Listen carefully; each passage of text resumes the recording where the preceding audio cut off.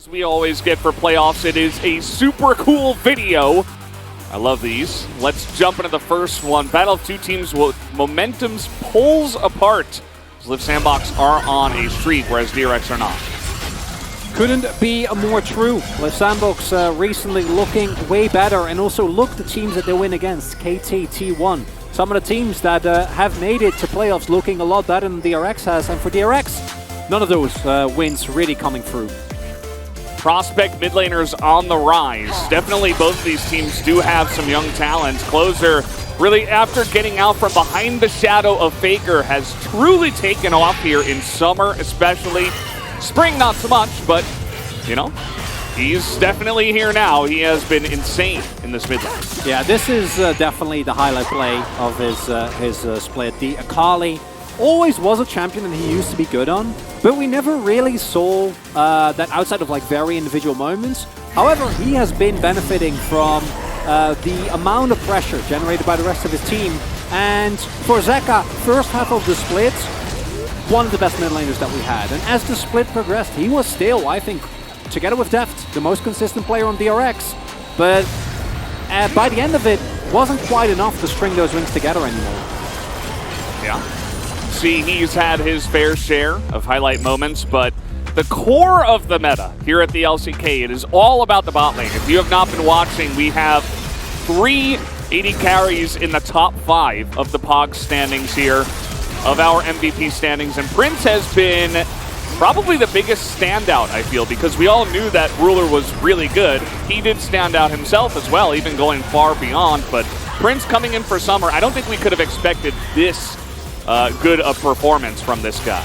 We did not, and a playoff spot for Sandbox when Prince came back in was on the cards. You know, this team very clearly struggled with Envy in the spring splits, and him being strong by itself, not surprising, but to this extent, definitely unexpected. And for Deft, I truly think that Deft, had there been a couple of differences in drafts, had his top side been a little more consistent, we will be looking at a completely different DRX. In the first couple of weeks of the split, Deft was looking like he was ahead of Amy, he was ahead of Prince, he was playing.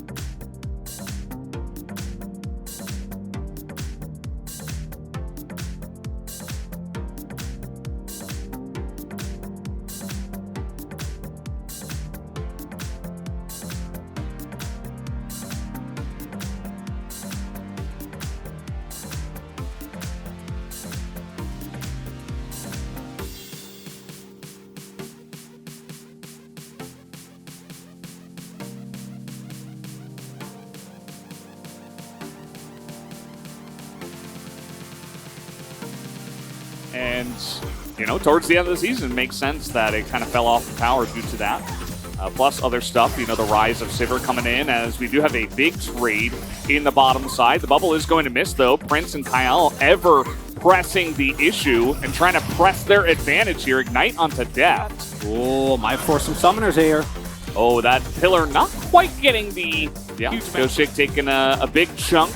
But he's got a little bit of sustain himself, as over the wall will go Zeka, forces that Spirit Rush as the Dove ultimate is huge. It's going to force flashes already as Closer will go down. That's the first blood, and Kingen is in the pit, but there's so many low health bars now. Barrel's just going to get zoned here by the Ornn, and Kingen will eventually go down. That will be a big fight win early on for Liv Sandbox. Racing kills and DRX playing like this on the back foot feels very, very bad. Oh, Dove. The Ornn is just perfect. It's just insane. It splits the entire fight. And this is an issue that we have seen, because as good as I think the fight here is, and overall I love the call from Sandbox to go for that. I think DRX also running into an issue that we have seen other teams, including Sandbox, fall for, which is early Drakes 나 이제 거리대 really hurt. Right? Like, the amount of damage that has been done to this bot side already is substantial, and in the early levels, like, difference between being level 4 Or the assassin. and level 5 is colossal. Yeah. No, it is massive. I think that DRX did spend strong and fast.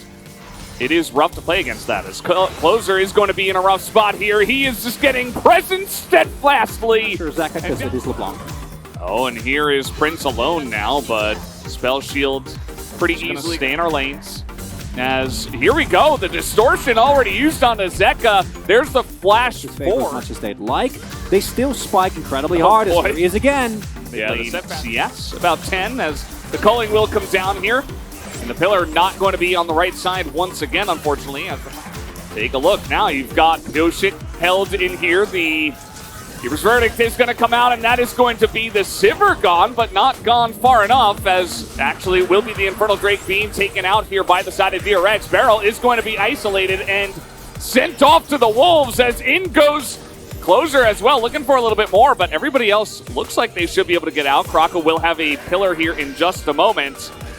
As, he's just able to get over that one as well. But the charm comes in, and that will be a kill eventually, right? Yep. If your Aatrox LeBlanc comp runs into these issues, it's Pioshik. Yeah, getting a little bit spicy here. Zeka not really able to do too much to help Pioshik, so Pioshik is what he's got to do if they want to have some luck here in the mid-game. The culling comes out once again. Heal is going to be used now as they try to trade it back. So absurdly strong in 5v5. Uh-oh, Zeka distortioning forward. He is LeBlanc, so trying to get in there, but not able to land that charm. But the final chapter comes in, and Zeka elects not even to flash away from that one, maybe not having his Mimic available, not 100% sure, as the chase trying to push this one out with the Sivir as you do. Do note, there is no final chapter available, no Spirit Rush, at least for now. Uh-oh. Zeka, again, he's going to have to mimic distortion and try to get away. He hops back and now has to flash. This is the cost of trying to be extremely proactive. Sometimes it works, and sometimes you just get caught out. And Sandbox, again, they've done this multiple times. They hang back until they're ready to pull the trigger. But DRX still very even in terms of gold, so they can get on the back line. They can win this. They have to get into the back line. Let's see the Keeper's Verdict. Let's see a fight begin on DRX's terms. If they want to try to get in here, Kroko getting very aggressive. The Subjugate going to be used as the Ornhorn now will be blown just to zone everybody away, and Pilchik is just going to go down. Keeper's Verdict not available. And that will be the end of him. Another kill here into the pockets of the Sivir as Kingan goes back in just to go back out. And that's another Drake in trade here for the side of Live Sandbox with Pioshik on the setup, with the teleport coming in. This will be a very proactive fight from the side of DRX. They're trying to burst down Prince, and they do, but the Ornhorn catches that back line. Still, it's only going to be the Nami going down here as Deft is kiting it out excellently. Kingan is going to be a frontline looking for Closer here. And with that, DRX, if you can find a play like that just before a Drake fight, you might be looking good. As Pioshik, really good flank angle here, the teleport called, and they actually punish Sandbox, their movements around the map, which is, I think, the best way to win a comp like this. Now, is it a great trade? It's okay. You don't get Sivir's flash, and you don't get a larger objective, but at least it's a breath of life for DRX fans. Yeah, you see that Shirelius was used immediately, but Prince couldn't quite get a spell shield off. Pioshik unfortunately does go down at the end. It's basically it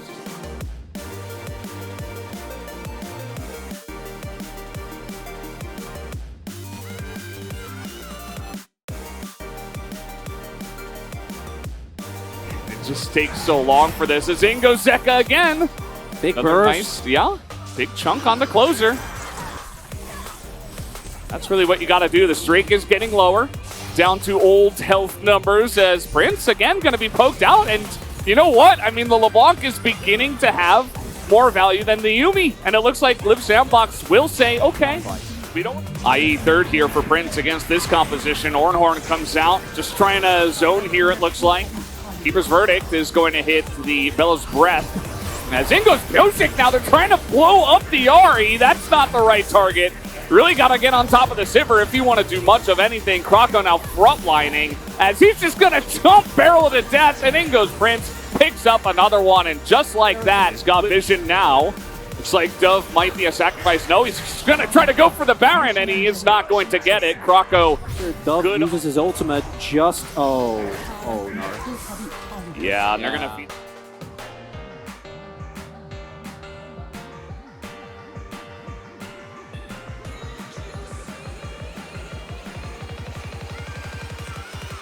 Doesn't look like it. I think Liv Sandbox might just go for it. That is a huge burst of damage, but in we go. Looking for Zeka on the back line. Flashing in his Prince as he wants to end it now. And he is going to at least put him into the fountain. As Closer now frontlining with low health. Does not matter. He's got a Yuumi.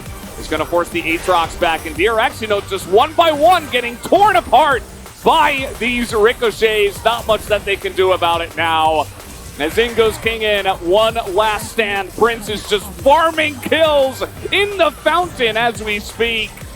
As it looks like Liv Sandbox, eventually Prince will go down. King will also be taken out, but that is going to do it for game one